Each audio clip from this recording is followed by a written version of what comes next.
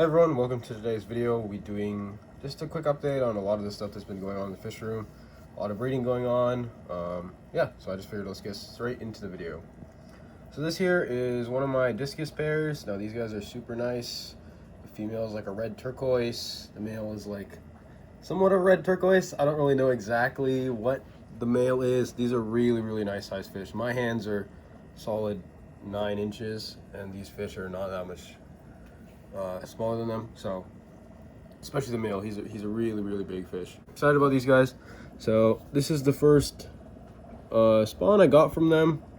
Now, as you guys can probably tell, most of the eggs are fungused. I'm kind of still experimenting with this pair. I find that a lot of the different discus require different conditions to breed in. I don't know if this is something that other people find.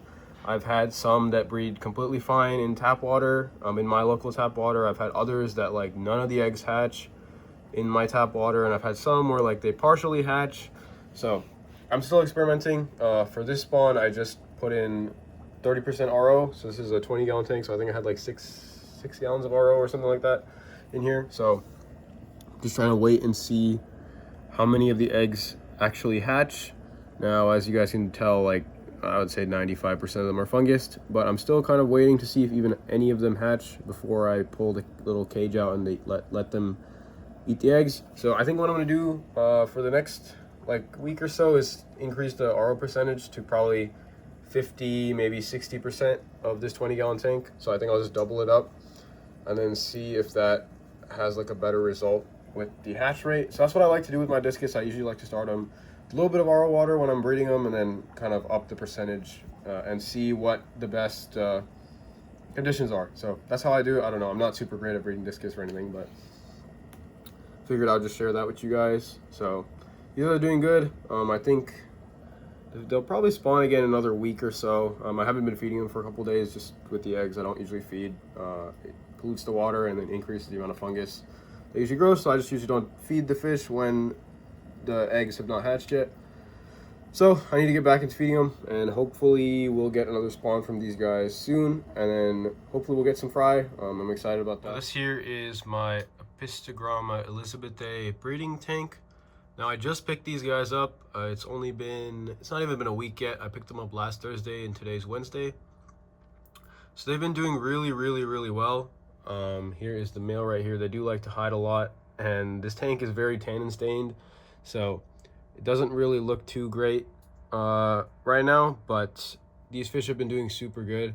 The female, they already spawned, and the female is kind of in the back guarding their cave. Now this is a fish I'm really excited about. I've wanted these for a long time. They're really beautiful fish. These are like the Apistogramma elizabethae red, so they have like that red like breast color, or I don't even know, stomach, yeah, I don't know what you call it, but whatever that color is, or that part of their body is, it's red.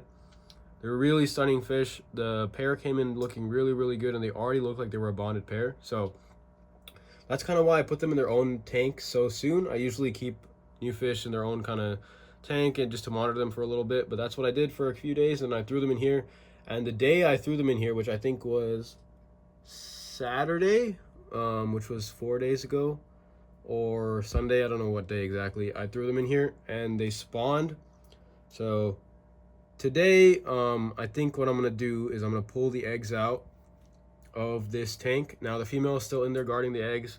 I don't know if the eggs will be fertile. I'm really not sure. From everything I've read online, these guys are really hard to breed, and the eggs don't really hatch unless the pH is low enough and the TDS is low enough, and there's a whole bunch of, apparently there's a bunch of issues with breeding these Apistos. So I don't know, hopefully the eggs have hatched. From the female's behavior, it does look like there are eggs or young fry in there. I'll be really excited if I do see fry. I'm not entirely sure what the deal is, but I'm gonna put my bets on there being some fry in there.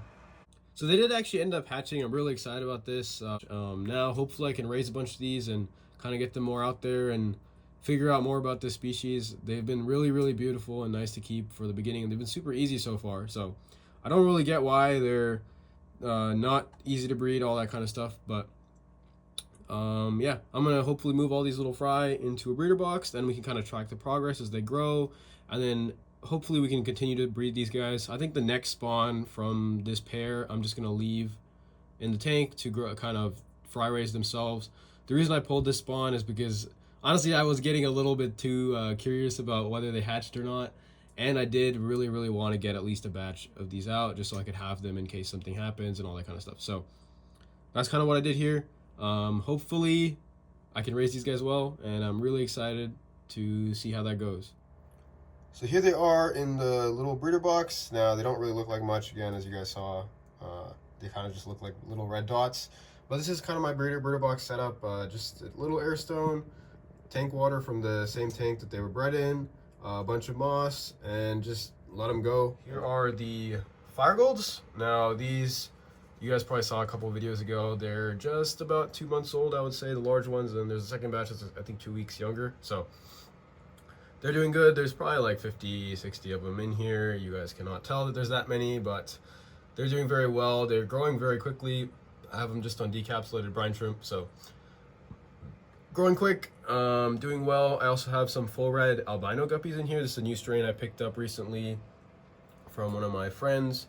The female looks like she's about to drop fry, so I threw her in this little box. So hopefully I can start producing some more of those. Other updates are these koi angels. So these are a bunch of fry that I think hatched like 3 days ago. Honestly, I need to keep better track of what dates the fry are hatching so I can better track their age. But there's a bunch of them in here. I need to stop breeding these. There's way too many in this box. So I think one spawn is gonna last me like 4 or 5 months of people wanting these. So I don't think I'm gonna produce too many more. Now these are from this pair that's in this tank. I'll just get some B-roll of them. They're hiding in the back. They're really nice. They're about to breed again. I also do have a couple more pairs in the fish room that I need to kind of move on. Here's one pair here. I think this one's the female. The male's in the back. So they're doing good. They're probably gonna spawn in the next few days. There's another pair in this tank. Same situation. I think they're gonna spawn again in a few days. And there's the cone. He's kind of coming up to investigate. They're very nice coverage, super good breeders. They look good. I just honestly don't have space for all these angels and need to kind of focus on other things, like have them in Aquapur redbacks. I have the albino dantums I want to focus on, so I need to kind of move these on. So I'll probably, I don't know, list them on the website or eBay or something. I'll figure it out. But if any of you guys are interested in these pairs, just email me. I can let them go for a good deal. Another thing, we have these Apistogramma panduro fry. Let me turn this light on so you guys can see them better. So these guys are doing quite well. Again, I think they're a day older than the Elizabethae, so I think they hatched, actually no, I think they're 2 days older, so they hatched probably 2 days ago. So they should start free swimming in maybe another day or so. So they're doing pretty good. They're from the wild pair, the F1s. So yeah, here is the female. So the fryer F1s, these are just straight from the wild. So they're doing really good. The pair in here looks to be producing a lot. I don't know how much longer I'll breed these guys. I already have a good amount of fry. There's like more fry here. And there's probably another 25 in this tank. I threw them into this. Oh man, you guys can kind of see me just like with my sleeves rolled up. It's so hot in the fish room. It's like 85 degrees. So the fact that I'm not even shirtless in here is a plus. We also have some rams here. Now these are some like black cross rams. Now this is kind of a failed spawn. There's probably only 50-60 fry. I had a lot of fungusing issues with them. Don't know what happened with that. Here are the adults. So there's the male. The male's like all right. He's not like stunning. He's still pretty young. Shorter fins than I would like, but the female is the fish that I really like.